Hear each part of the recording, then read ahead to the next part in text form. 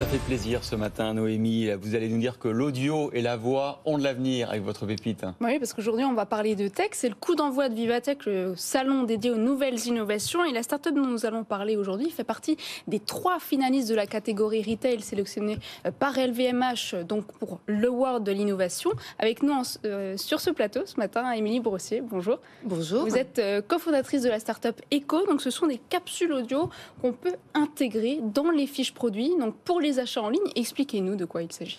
Oui, bien effectivement, c'est parce que nous avons constaté que les gens ne lisaient plus le contenu sur les sites internet notamment, et que l'audio se développait à travers l'écoute des podcasts, qu'on s'est dit qu'on a créé Echo, cette plateforme qui permet d'intégrer facilement des petites capsules audio pour raconter les secrets des produits. Donc c'est un petit QR code que je flash avec mon téléphone et j'écoute quoi, un contenu de 30-45 secondes? Alors effectivement, chaque capsule audio qu'on retrouve sur un site internet peut être reliée par un QR code, et effectivement en magasin ou sur un catalogue, vous scannez et vous avez le vendeur qui murmure à l'oreille les conseils audio sur les produits.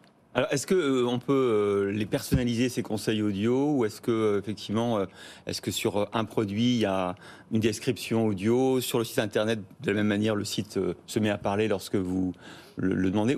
Est-ce qu'on peut aller plus loin dans la personnalisation, parce que c'est un peu la grande tendance du marketing, notamment sur la beauté. Alors effectivement, ce sont les chefs de produits ou un conseiller, par exemple, un libraire qui va au produit, au livre ou au jean, par exemple, raconter le secret. Donc c'est vraiment incarné, c'est vraiment les équipes qui parlent, qui murmurent à l'oreille. Donc c'est le vendeur qui ne dort jamais sur les sites internet. Et ça remplace aussi les avis des internautes. C'est-à-dire, est-ce qu'on peut avoir les avis des gens qui ont testé le produit, par exemple, ou c'est juste la notice du vendeur?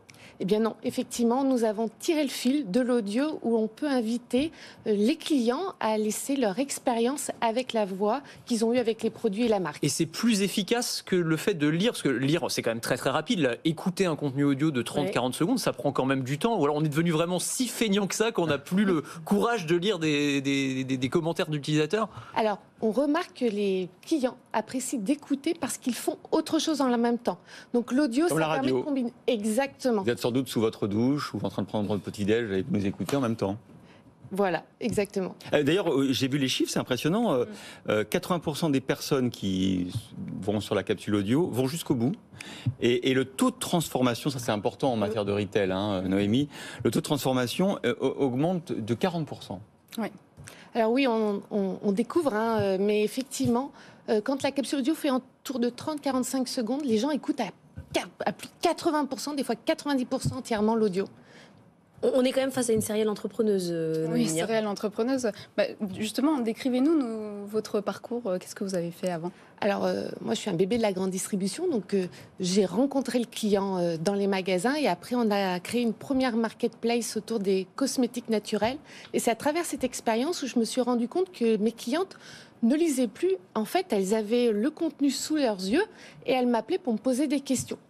Et c'est là que je me suis rendu compte que les clients avaient envie d'avoir justement l'information plus vivante, plus humaine. Et vous dites alors plus humaine parce qu'aujourd'hui c'est des vendeurs ou des clients, mais on peut imaginer que ces capsules elles soient générées par de l'intelligence artificielle. Enfin, ChatGPT pourrait très bien faire le boulot en fait. Alors, c'est la voix.